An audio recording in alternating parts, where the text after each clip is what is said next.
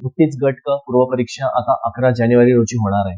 मग त्याकरिता काय करायचं एवढ्या दिवसामध्ये, जे आता राहिलेले आपल्याकडे 2 ते 3 दिवस आहेत, त्यामध्ये तुम्हाला काय करता येईल, तर त्या दृष्टिकोनातून लक्षात घ्या. काही वेगळं करत बसू नका. स्वतःवरती एक आत्मविश्वास ठेवा आणि त्या दृष्टिकोनामधून पाऊल टाका पुढे आणि जेवढं काही तुम्ही गट ब साठी करत आलेले आहात अभ्यास, त्यालाच रिवाईज करण्याचा प्रयत्न करा. फक्त गोंधळून जाऊ नका. जर तुम्ही गोंधळून गेले आणि स्वतःवरचा विश्वास डगमगला किंवा तुमच्या वाट्याचं यश हे निसटलं जातं. आलंय लक्षात? म्हणून बाकी काही करू नका. एवढ्या दिवसामध्ये फक्त जे तुम्ही करत आलेले त्यालाच थोडं रिवाईज करण्याचा प्रयत्न करा. ज्या चुका तुमच्या गट ब ला झालेल्या आहेत, त्या चुका गट क करिता होऊ देऊ नका. तर एवढीच विनंती आहे.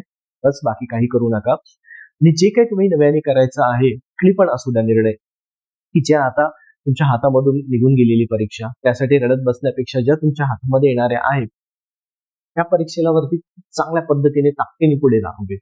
नक्कीच तुमच्या वाट्याला यश येणार आहे मित्रांनो. 2026 हे फक्त आपल्यासाठी आहे. या दृष्टिकोनातून पाऊल टाका पुढे. यश नक्कीच तुमच्या वाट्याला असणार आहे.